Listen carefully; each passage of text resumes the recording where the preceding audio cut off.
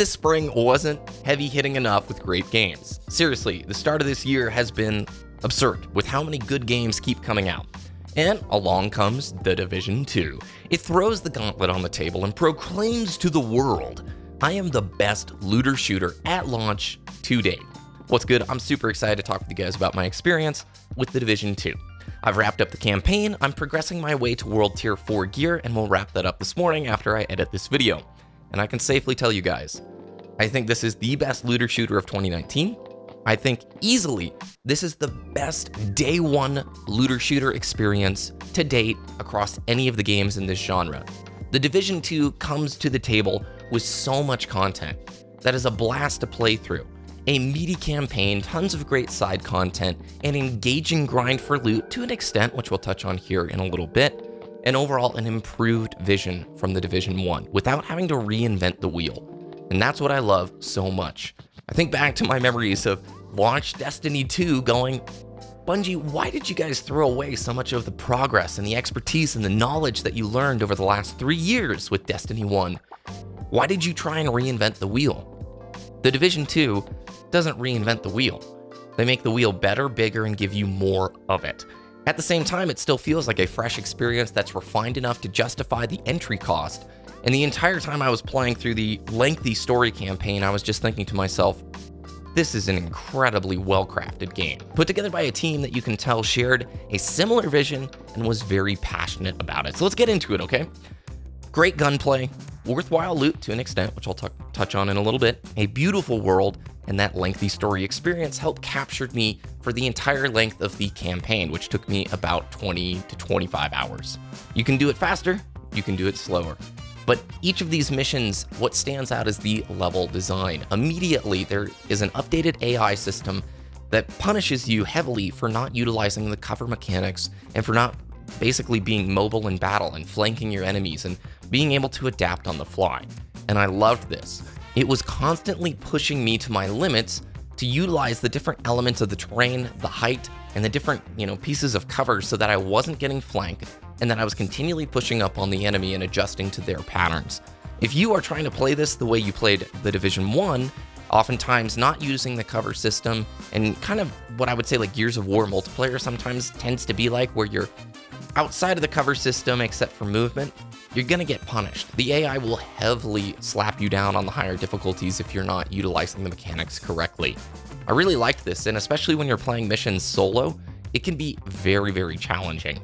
Gunplay is very impactful. Each of the weapon types has its own utility, and the way they feel is just great. And that's hard to do on PC. Oftentimes with the controller, when you've got the vibration and you're trying to control the patterns, I think it's a little bit easier to convey the different weapon types and personality traits on controller. On PC, it carries over, and that's a mark of really true craftsmanship when they put these different weapons together. Different recoil patterns and how the enemies react to your firing at them also aid in this experience. The sound design, by the way, it's really good.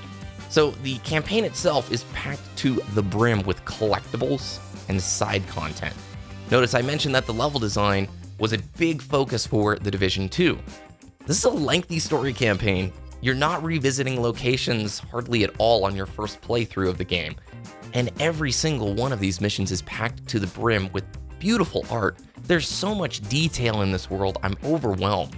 You can definitely tell there are a lot of studios working on the Division 2, or at least before launch there were, because you can spend, honestly, hours in each of these missions just looking around, and a few of them are ultra memorable with set pieces that just are gonna stick with you forever, and you're like, oh dude, you know that level I'm talking about. Immediately, you can think of 2 or 3 locations from the campaign that just was like, I never expected this to work in a game so well, and yet it does.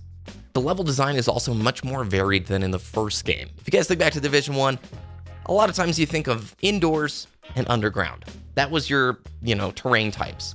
However, in the Division 2, you're gonna be fighting outdoors, underground, urban indoors, and like I said, some extremely memorable set pieces. Enemy AI is more challenging and, like I said, will punish you for not utilizing those cover mechanics effectively, and if you're just gonna sit in the back and not move, prepare to get flanked, especially by the new boss mobs, some of which will just chase you down. Speaking of the new boss types, I know if you guys watched the E3 reveal that you saw the new ability to shoot armor off of these enemy types. A big complaint for many players is the bullet sponginess of enemies in the Division. I've always had a hard time with this argument because I want games like these to be more RPG-like and for you to have boss mobs. I know it's tough because this is a realistic setting, but how do these new boss mobs, convey this, I guess, idea, or does it bridge the gap between players who've had an issue with it? Maybe so, maybe not. It just depends on the type of player you are. There's a handful of new boss mobs, and they do react to different styles of damage points, right? Chain gun guy. You shoot the actual ammunition on the chain, it pops, he has to lean over and pick it up while you try and shoot the other weak points, like blasting off the helmet or shooting off his arm piece, and then he's weak to that area. That's pretty fun. But there's not enough boss variety and not enough unique mechanics to really keep me engaged, especially in these shared world kind of shooters. I was desiring more mechanics to be thrown at me, and perhaps that will come in later strongholds or when the raid launches, that kind of a deal.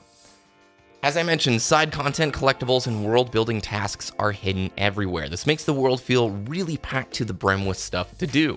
In the original Division, getting from point A to point B never really felt like that big of a deal, especially when you were at endgame levels. Once you hit level 30, getting across the map, it was never fearful, it was never something that really was an activity.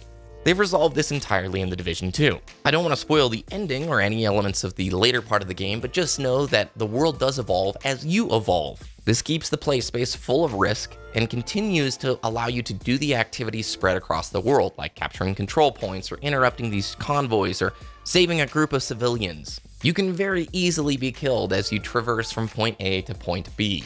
This sometimes even incentivizes you to avoid that fast travel button so that you can do these small rewarding public event type tasks without always wanting to just load into the next area. Notice I did kind of criticize the boss variety. I won't criticize the enemy variety. There are a lot of different factions within the Division 2, each of them with their own unit types, and they all play differently.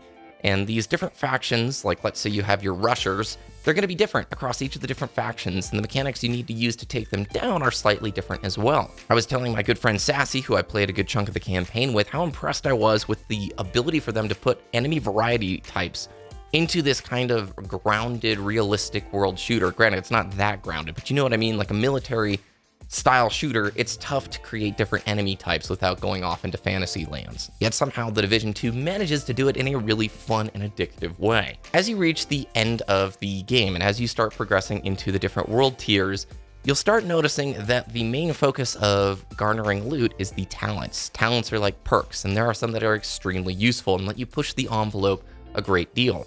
I think a lot of people criticize games like Destiny 2 for not really going overboard with the mods. They feel very much muted. Well, some of the talents in the Division 2 are vicious, giving you massive damage boosts or huge perk benefits, and there's a lot of talents in the game. Your goal is to try and collect them in this huge, like, hoard stash of loot so that you can ultimately take those perks and get them into the weapon types that you ultimately want, especially once like World Tier 5 comes out. I will note from the Division 2 beta, I talked about the ability usage feeling a little off. I think it does still feel pretty tame.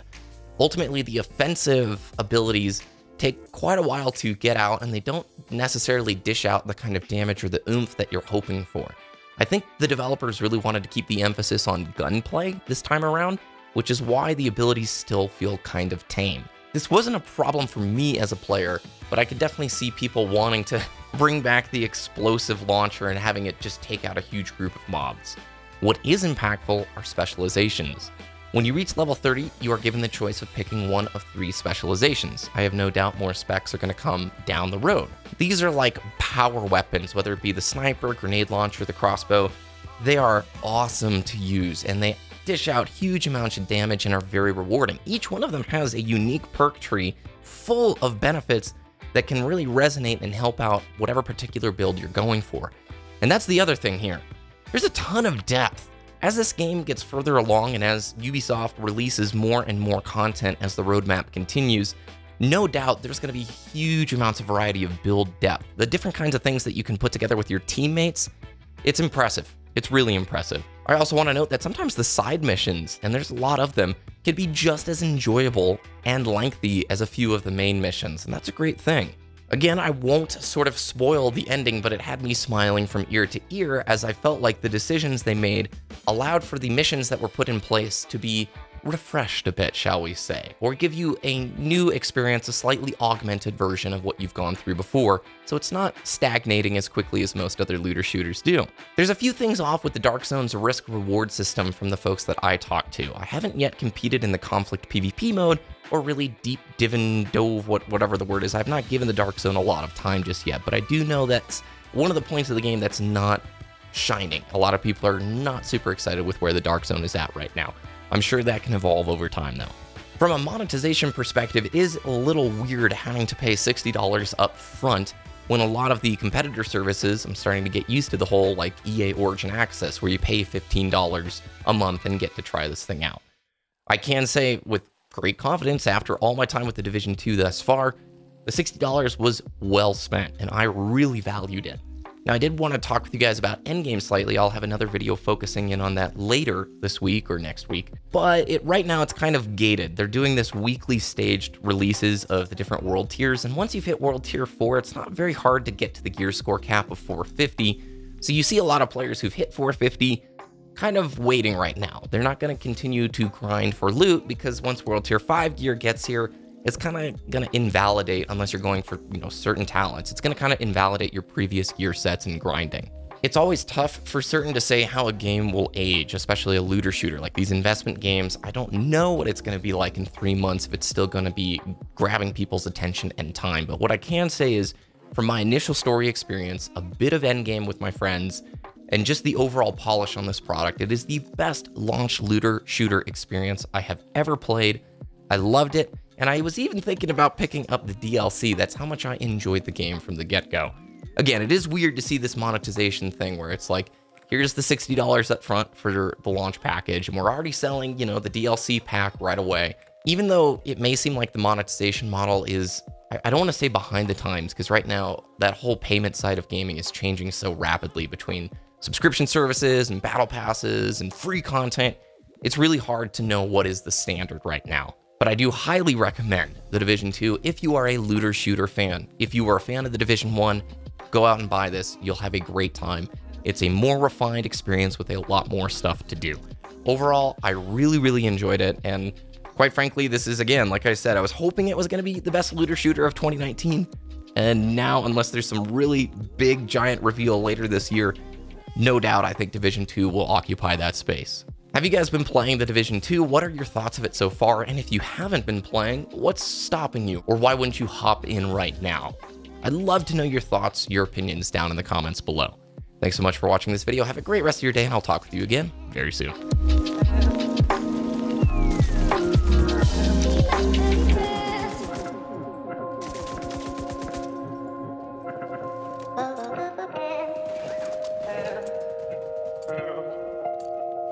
Thank you.